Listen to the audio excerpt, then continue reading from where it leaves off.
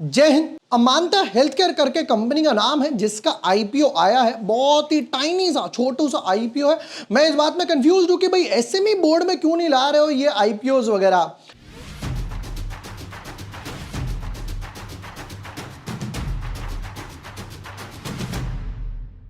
Hi everyone, my name is जुबोर वाशने। I am a SEBI registered research analyst.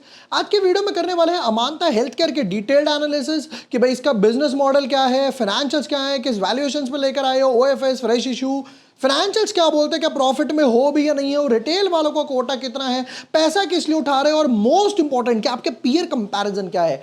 Let's deep dive in our analysis. But yes, before moving ahead, अगर अभी तक आपने channel subscribe नहीं किया है या न्यू यूजर हो तो यहां पर आपको सारी वीडियोस मिल जाएंगे। इनफैक्ट हमने एसएमई आईपीओ का वीडियो भी डाला, विक्रन इंजीनियरिंग, एनलॉन हेल्थ, सेम कंपैरिजन हम लोगों ने करा। फिर उसके बाद लिस्टिंग डे स्ट्रैटेजी हो गई, मार्केट के ऊपर हो गया, पॉडकास्ट वगैरह हो गया।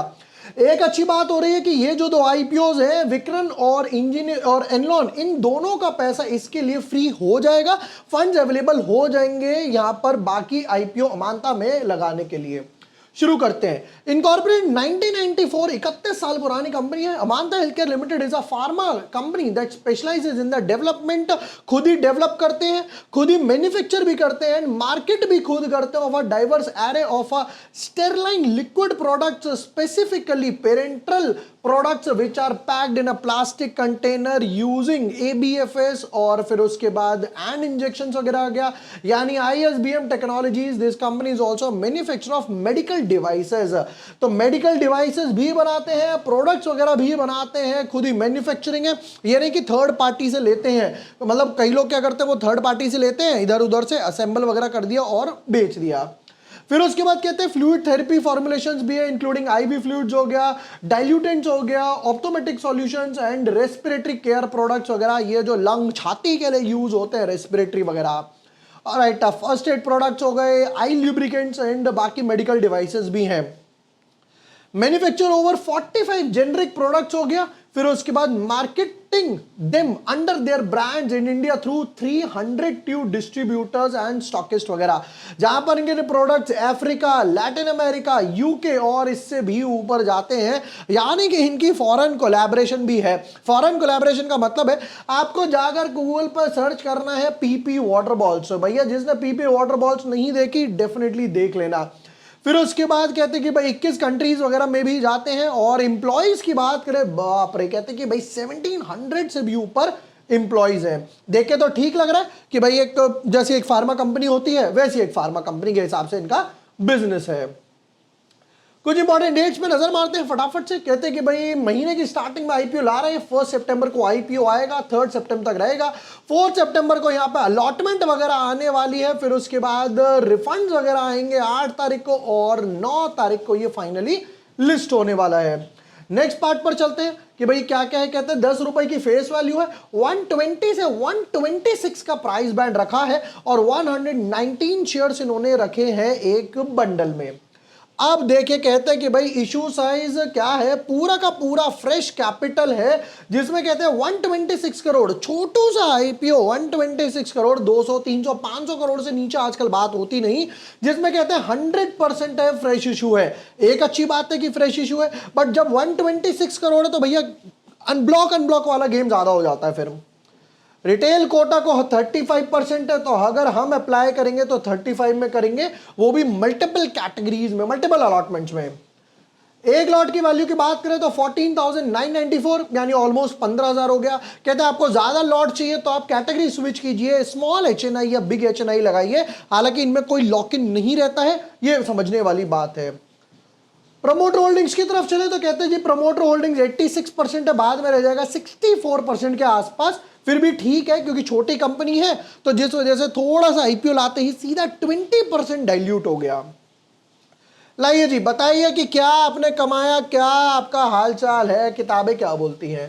कहते हैं 374 करोड़ के एसेट्स थे। एसेट्स 20 करोड़ से घट गए, फिर वापस से 20-25 करोड़ से बढ़ गए। तो 3 साल में एसेट्स में कोई ग्रोथ नजर नहीं आ रही।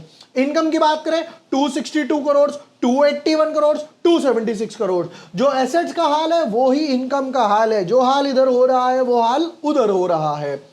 प्रॉफिट आफ्टर टैक्स की तरफ नजर मारे तो ये थोड़ा बेटर हुआ, 262 करोड़ पे पैट लेवल पे 2 करोड़ के आसपास का लॉस कर गए, फिर वापस से 3 करोड़ प्रॉफिट बेटर हुआ और सीधा 10 करोड़ प्रॉफिट। ये बेटर हुआ कि मार्जिन स्टेबल इन्होंने करने शुरू कर दिए। चलिए जी, इबिटा लेवल पर देखो, यहां पर देखो कितना डिफरेंस है। 50 करोड़ का प्रॉफिट था जो इंटरेस्ट में गया, टैक्स में गया और डेप्रिसिएशन में गया और -2 करोड़ चढ़ गया, यानी कि हाइयर रेट ऑफ इंटरेस्ट पे लोन उठाया हुआ है ये जो 215 करोड़ है। भाई इसको रिड्यूस करना बहुत इंपॉर्टेंट है।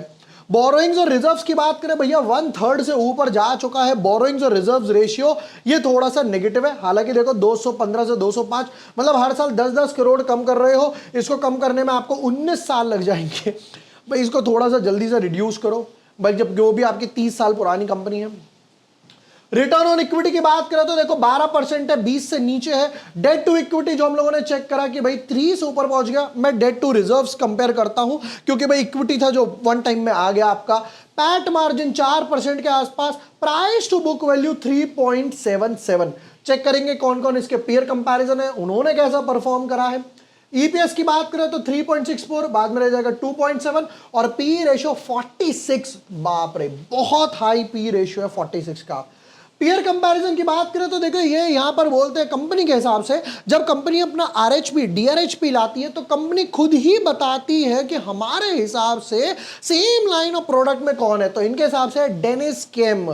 तो यहां पर डेनिस का ईपीएस है 5.8 का, इनका है 3.7, उल्टा और डाइल्यूट होगा। पी रेशियो की बात करें तो यह था 46 का, जबकि डेनिस का है 15, almost 3 times come. Return on net worth की बात करें तो यहां पर है 10, यहां पर है 9, almost in line.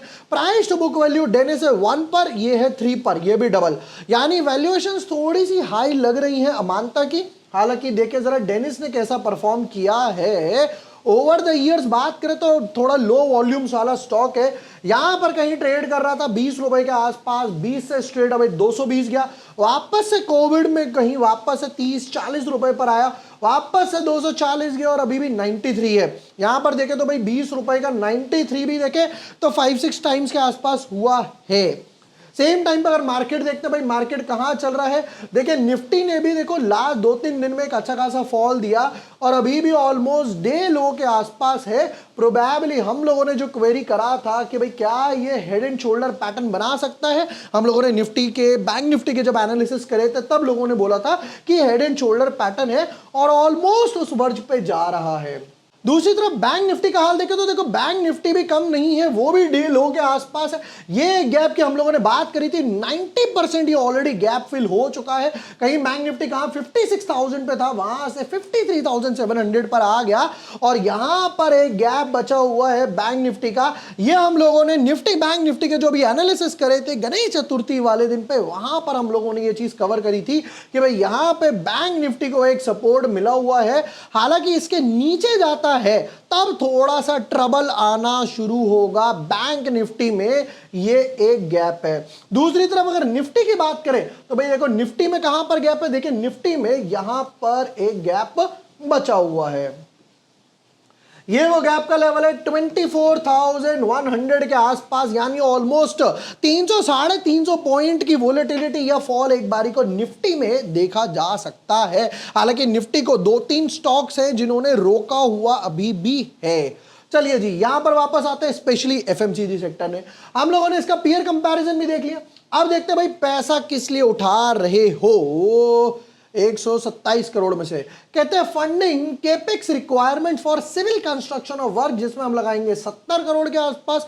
Funding capex requirement सुबह सिविल कंस्ट्रक्शन जो हम लगाएंगे ये था, अच्छा ये भी गुजरात का है, ये भी गुजरात का है, अच्छा ये एसपीवी है हरियाणा खेड़ा गुजरात का है, ये सेठी बोर्ड का है, ये 30 करोड़ हो गया, तो ऑलमोस्ट 100 करोड़ का इन्होंने यहां पर हिसाब दे दिया। चलिए फाइनल वर्डिक्ट वगैरह पर आते हैं और क्रक्स देखते हैं कि इसका फाइनल वर्डिक्ट और क्रक्स क्या था। सेक्टर अच्छा है, हालांकि आपके B2B क्लाइंट्स भी होंगे क्योंकि आप मेडिकल डिवाइसेस वगैरह में हो, B2C क्लाइंट्स वगैरह भी आपके होने वाले हैं। एक अच्छी बात है लॉस से प्रॉफिट में आए हो, but debt to reserves ratio बहुत ज्यादा है, यह थोड़ा सा ट्रबल है। आईपीओ साइज बहुत छोटा सा नजर आ रहा है और सबसे बड़ी बात जो बोरोइंग्स है आपकी उस पर आप हाइयर रेट ऑफ इंटरेस्ट पे कर रहे हो, जो पैट और इबिटा लेवल में आपका डिफरेंस वगैरह काफी ज्यादा दिखाता है।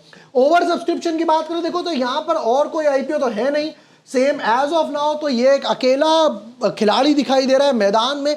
तो ओवर सब्सक्रिप्शन दैट टू जब छोटा आईपीओ है तो समवट अराउंड 30 to 50 टाइम्स तक एक बारी को आईपीओ जा सकता है। लिस्टिंग गेन की बात करूं हाइयर वैल्यूएशंस पे लेकर आए हो कंपैरेटिव टू डेनिस वगैरह, कि डेनिस के हिसाब से भाई उसका प्राइस टू बुक वैल्यू है 1.5, आपका है 3 के हिसाब से 45 के पी रेशियो पर लेकर आए हो। क्यों? क्योंकि अभी अभी प्रॉफिट में आए हैं तो ईपीएस कम है यानी डिनोमिनेटर कम है, जिसकी वजह से ऑटोमेटिकली पी रेशियो यहां पर बढ़ गया। लिस्टिंग गेन की बात करूं तो ज्यादा लिस्टिंग गेन नहीं, बट हाँ मैं 10 से लेकर 15% के लिस्टिंग गेन देख रहा हूं, वो भी क्योंकि छोटा आईपीओ जिसकी वजह से सप्लाई लिमिटेड और डिमांड एक बारी को बढ़ जाएगी। रिटेल कोटा में एक बारी को ये 10-15 टाइम्स आराम से ओवर सब्सक्राइब वगैरह हो सकता है, जिसकी वजह से आपको मल्टीपल लॉट्स लगाने पड़ेंगे, एक मम्मी के अकाउंट से एक पापा के अकाउंट से, अगर आपको अलॉटमेंट चाहिए, मतलब अलॉटमेंट के चांसेस वगैरह बढ़ाने हैं। बाकी हर बारी की तरह या तो एक फाइनल वर्डिक्ट वीडियो बना दूंगा या हर बारी की तरह ट्विटर टेलीग्राम पे मैं अपडेट डेफिनेटली करने वाला हूं। ये थे अमांता हेल्थ आईपीओ के डिटेल्ड एनालिसिस। वीडियो पसंद आया हो share with your friends, like and subscribe. Thank you for watching the video, lots of love.